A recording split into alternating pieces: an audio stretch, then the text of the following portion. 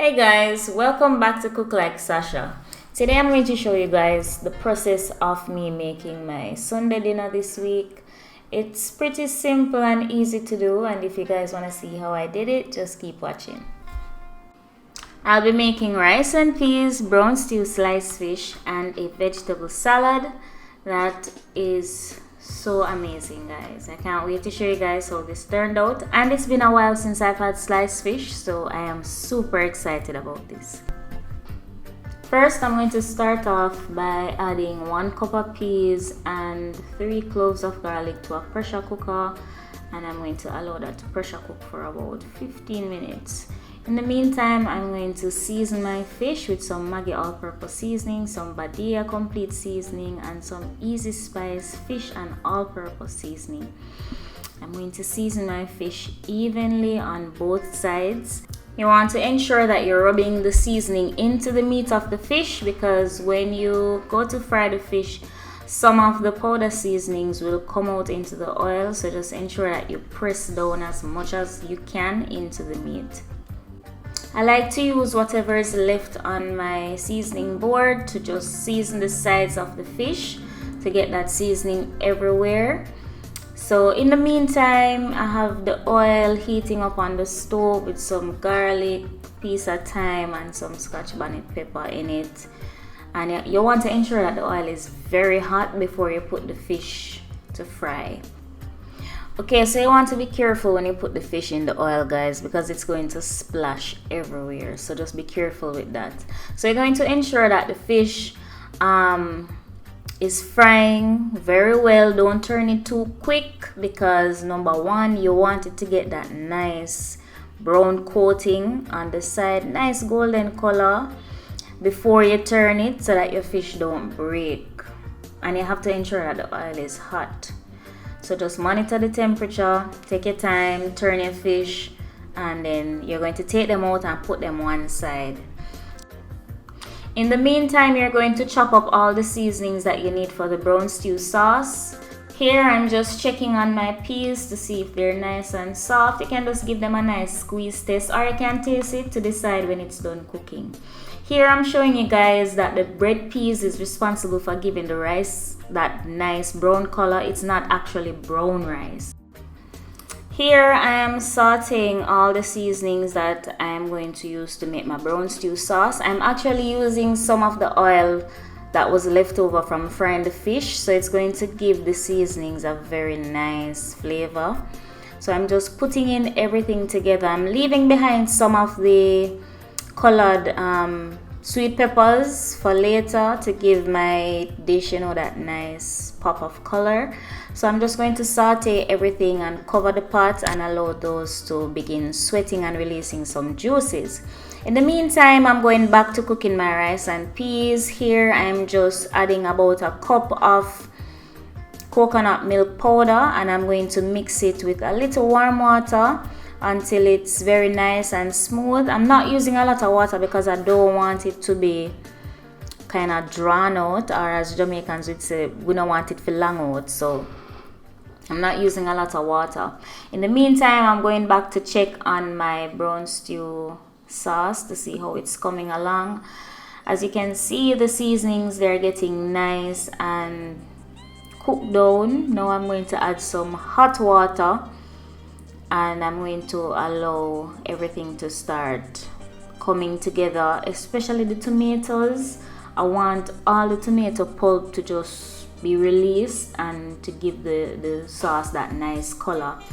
Here I'm back at my rice and peas, adding in my coconut milk, and as you can see, that peas water is looking very nice and brown, and it's going to give our rice a beautiful color.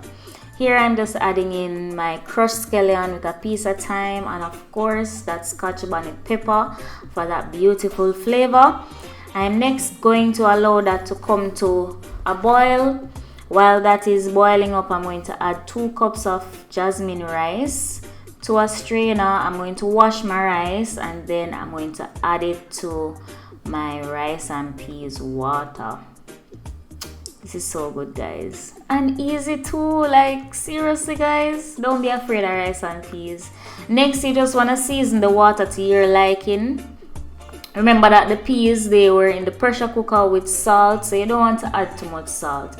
I'm just adding a little bit of Maggi all-purpose seasoning and some Badia complete seasoning, and that's it. If you want, you can add a little bit of sugar to balance out the flavors. Not too much though, because it's not dessert, so don't add a bag of sugar.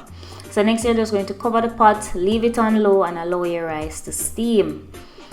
I'm back here checking on my sauce, and it's coming together very nicely. As you can see, the tomatoes, they're nice and cushy and soft now. So the sauce is getting that naturally beautiful red color. And guys, it smells so amazing, but it's not anywhere near done. What I'm going to do now is to just add some more Badia complete seasoning to the pot. And I'm going to just start adding the seasonings that I like at this point. So I'm adding some Maggi all-purpose as well, and my own secret blend of seasonings right here. If you guys want to see how I make it, just let me know. Next, I'm going to add some ketchup to just help it to thicken up and also to give it more color and flavor. And you want to ensure that you are tasting as you go along and adjust your seasonings accordingly. So at this point, I'm going to top it up with a little bit more water and allow it to simmer. Now I'm just going to check back on my rice to see if it's coming together, and it is, but it's not quite yet there. So I'm just going to stir up everything from the bottom. Ensure that you turn the rice evenly so it can cook evenly and the steam can penetrate every single rice grain. Alright, at this point you also want to check to see if the rice is sticking at the bottom. If it is sticking at the bottom, not a problem. You just don't want to turn the rice from the bottom so that you get like this the tough pot bottom rice on top. You don't want that. So just be careful when you're turning the rice and ensure that you do it evenly. In the meantime, I'm just frying up some plantains to go on the side because, yeah, you know that everything does better with ripe plantain on the side. Keep stirring and checking your rice to ensure that it's being done evenly. Like every 5 to 10 minutes, just give it a stir. If you're a beginner, I would suggest that you use a non-stick pot to do your rice and peas so you don't get too much bun. So this is what my rice is looking like. Now it's time to go back to my brown stew fish sauce. Guys, just look at it. It's when you just leave the pot alone and allow it to simmer, your gravy is gonna come together, guys. Like seriously, look at it now. So rich and pretty. So what you're going to do now is to just add your fish to the sauce and allow them to soak up and absorb all of that goodness.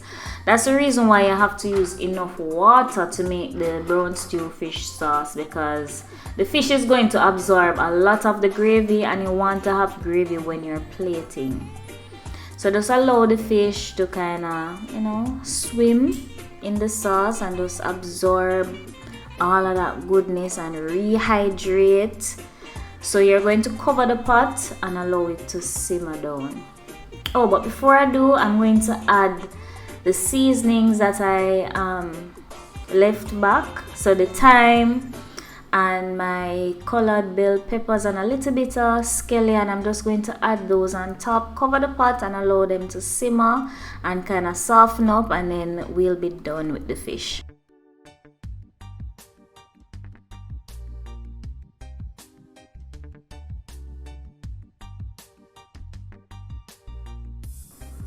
After about 10 minutes of simmering, this is what my fish is looking like. It's done now and it's smelling so delicious and it looks so amazing, and my fish is not breaking apart.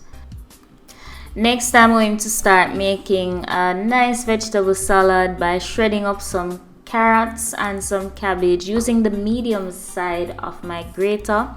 Next, I'm going to add some cucumbers and I'm going to remove the seeds because not everybody really like cucumber seeds, so I'm just removing the seeds.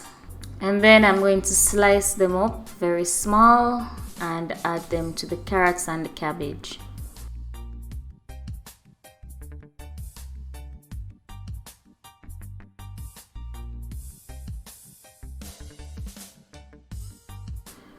Next, I'm going to add some raisins to the salad, and then I'm going to finely dice some yellow and red sweet pepper and add that in as well.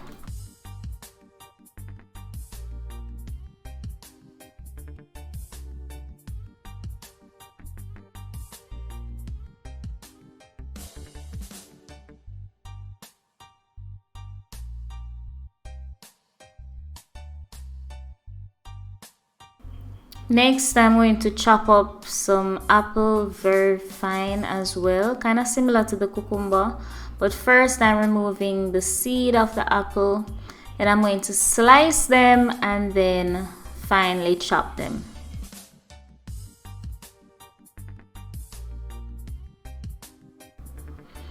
Now that everything is added to the bowl, I'm just going to give them a nice stir together.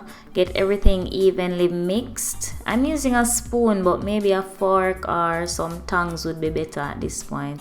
So yes, I'm just going to stir everything and get it evenly mixed. It looks so good, and guys, it tastes very nice, trust me.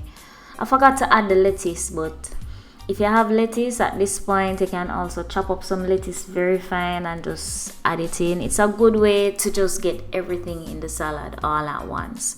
Here, I'm just using the remaining slices of apple that I have to just make a little design on top.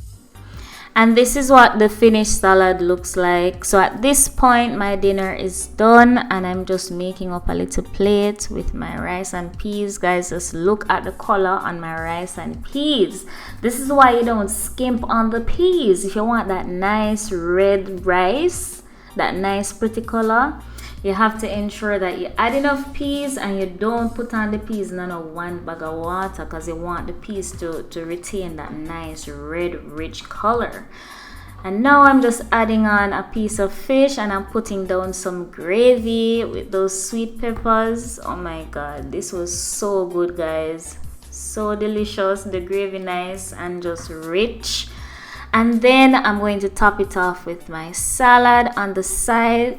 I don't know about anybody else, but you see, when you have rice and peas with a nice gravy and you mix it in with the vegetable, it just tastes so good. Like, I don't know if nobody else can relate, but I really love my vegetables with rice and peas and gravy.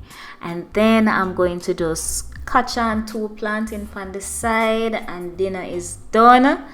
This was very good, and it's been so long since I've had sliced fish, and trust me, this was totally worth it. Totally worth it. Guys, thank you so much for watching this video. If you enjoyed it, please ensure that you like, comment, subscribe, share, tell a friend. Let me know if you try it. Let me know what you guys think. Let me know what you want to see next. And until next time, this is Cook Like Sasha. Bye.